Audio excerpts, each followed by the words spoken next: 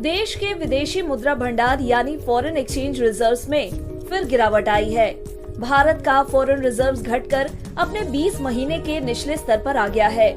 RBI के जरिए जारी आंकड़ों में बताया गया कि 15 जुलाई 2022 को समाप्त हुए हफ्ते में देश का विदेशी मुद्रा भंडार 7.5 अरब डॉलर घटकर 572.7 अरब डॉलर पर आ गया। यह 6 नवंबर 2020 के बाद का सबसे निचला स्तर है। आरबीआई के आंकड़ों के अनुसार इससे पहले 8 जुलाई को सप्ताह के अंत के दौरान विदेशी मुद्रा भंडार 8.062 अरब डॉलर घटकर 880.252 अरब डॉलर रह गया था। चलिए अब जान लेते हैं कि आखिर यह विदेशी मुद्रा भंडार है क्या। दरअसल भारत की बात करें तो हमारे देश का विदेशी मुद्रा भंडार केंद्रीय बैंक यानी रिजर्व बैंक ऑफ इंडिया के पास रखी गई मनी और एसेट्स है। अगर देश को जरूरत होती है तो वो फॉरेन एक्सचेंज रिजर्व्स का इस्तेमाल कर अपने फॉरेन डेट का पेमेंट कर सकता है। फॉरेन एक्सचेंज रिजर्व्स में foreign currency asset, gold reserve, SDR यानी स्पेशल ड्रॉइंग राइट्स और इंटरनेशनल मॉनेटरी फंड के साथ रिजर्व ट्रेंच शामिल होती है। फॉरेन एक्सचेंज रिजर्व्स आमतौर पर किसी देश के अंतर्राष्ट्रीय निवेश की स्थिति का एक महत्वपूर्ण हिस्सा होता है। आरबीआई के आंकड़ों के मुताबिक विदेशी मुद्रा भंडार में यह गिरावट मुख्य रूप से फॉरेन करेंसी एसेट्स यानी एफसीए में आई कमी की वजह से हुई, जो कुल मुद्रा भंडार का एक महत्वपूर्ण हिस्सा है। रिजर्व बैंक ने कहा कि रिपोर्टिंग वीक में भारत की एफसीए 6.527 अरब डॉलर घटकर 511.562 अरब डॉलर रह गई। डॉलर में बताई जाने वाली एफसीए में विदेशी मुद्रा भंडार में रखी यूरो, पौंड और येन जैसी दूसरी विदेशी मुद्राओं के मूल्य में वृद्धि या कमी का प्रभाव भी शामिल होता है। पिछले दिनों में हमने देखा कि अमेरिकी डॉलर के मुकाबले रुपए के दाम में काफी गिरावट आई है। ऐसा पहली बार हुआ कि $1 की कीमत 80 रुपए के आसपास चली गई। रुपए को कमजोर होने से बचाने के लिए रिजर्व बैंक ने ओपन मार्केट ऑपरेशंस का सहारा लिया और बाजार में खूब डॉलर डाले गए। आरबीआई की तरफ से रुपए की गिरावट को रोकने के लिए बाजार में बार बार किए गए हस्तक्षेप से भंडार में गिरावट आना लाजमी है।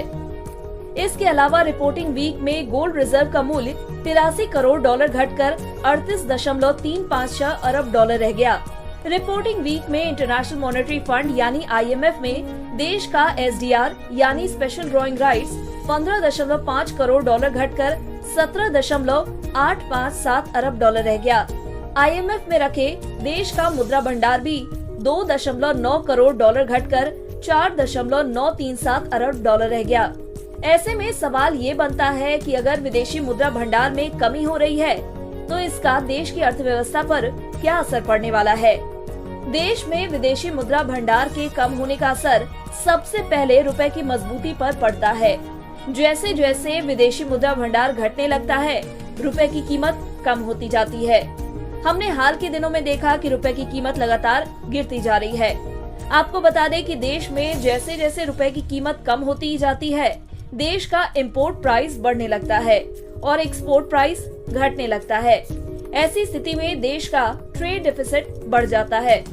हमारा देश बीते कुछ महीनों से इस स्थिति का सामना कर रहा है। बीते जून महीने में ट्रेड डेफिसिट बढ़कर अब तक के रिकॉर्ड स्तर पर पहुंचकर 25.6 अरब डॉलर हो गया है। वहीं देश में जैसे जैसे विदेशी मुद्रा का भंडार बढ़ता है, रुपया मजबूत होता जाता है। इससे देश आर्थिक रूप से समृद्ध होता जाता है और रुपए की कीमत में स्थिरता बनी रहती है। विदेशी रुपया भंडार बढ़ने से रुपए में आई मजबूती का फायदा विदेशों में निवेश करने वाले कारोबारियों पर भी पड़ता है। ऐसा होने से उन्हें अपनी मुद्रा का कम से कम निवेश करना पड़ता है। बता दें, देश में ट्रेड डेफिसिट को कम करने की कवायद के तहत ही रिजर्व बैंक ने 11 जुलाई को विदेश व्यापार रुपए में करने की भी सुविधा दे दी है। इसका इस्तेमाल कर वर्तमान परिस्थितियों में रूस और श्रीलंका जैसे देशों के साथ व्यापार किया जा सकता है, जिससे रुपए को थोड़ी राहत मिल सकती है। आपको बता दें कि भारत सबसे ज्यादा कच्चे तेल का इंपोर्ट करता है और रूस तेल का सबसे बड़ा निर्यातक देश है। अगर दोनों देशों के बीच रुपए में कारोबार शुरू होता है तो इसे रुपए को मजबूत बनाने में काफी मदद मिलेगी।